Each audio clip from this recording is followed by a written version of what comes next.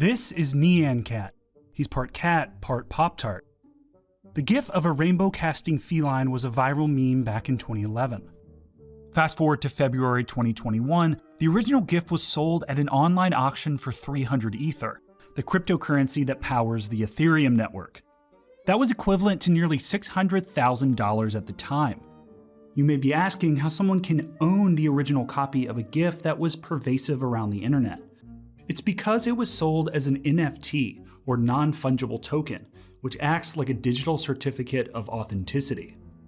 The market for NFTs ballooned in 2020, climbing to a market cap of at least $338 million from about $41 million in 2018. But skeptics are asking whether these assets are really worth the value assigned to them, especially if all it takes to view them is an internet connection.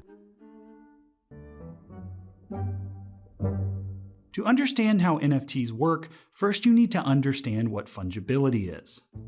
Fungibility refers to the ability of an asset to be exchanged or substituted with similar assets of the same value.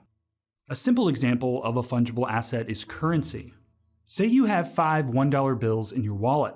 You may not want to carry around so much change, so you exchange them for a single $5 bill.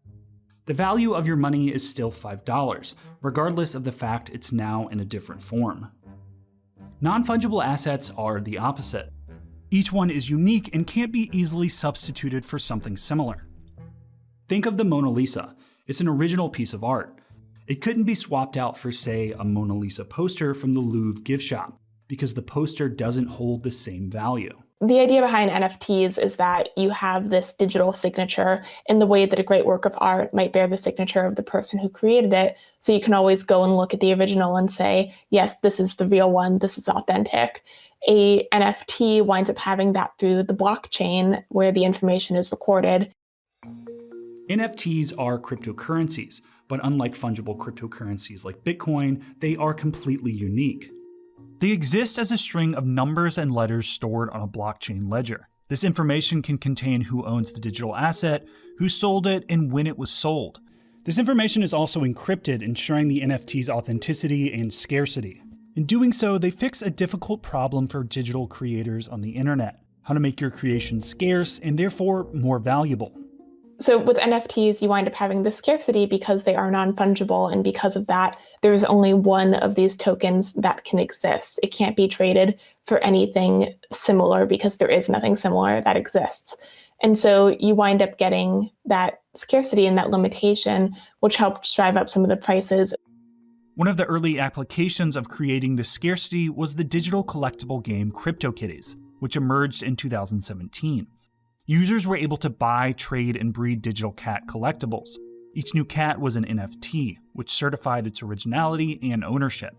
Since then, NFTs have been applied to video games, digital art, and sports memorabilia. One example is NBA Top Shot, which allows users to procure a collection of digital basketball highlights, like a video clip of a posterizing dunk. All highlights are NFTs and have become big business. By mid-March, NBA Top Shot had clocked in over $338 million in sales since it went live in October 2020. Non-fungible tokens are making their way into the mainstream art world as well. Auction house Christie's opened bidding for its first purely digital art NFT. Bids rocketed into the millions of dollars. People are really excited about NFTs because, unlike with the blockchain underlying Bitcoin, you can do a lot more complex things with it.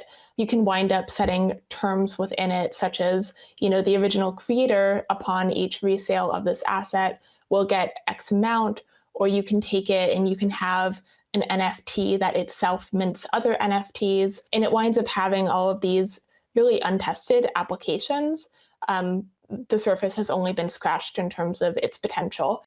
Along with all the hype around NFTs, experts have raised some concerns. One issue is that not all NFTs verify the person selling a digital art piece is actually the original creator. This is difficult, particularly in online marketplaces. One of the concerns is that anyone can essentially go on a lot of these marketplaces and say, I am the person who created this token, and it can be really hard to verify that, especially if you don't know who they actually are, or they're saying someone that they're not.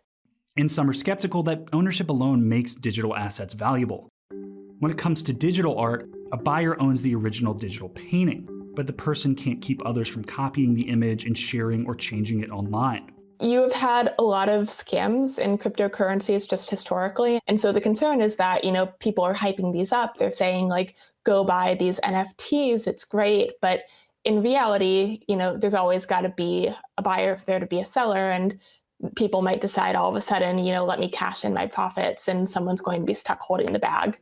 Proponents are bullish on the potential for NFTs, but critics are wary that it may be a digital bubble in the making.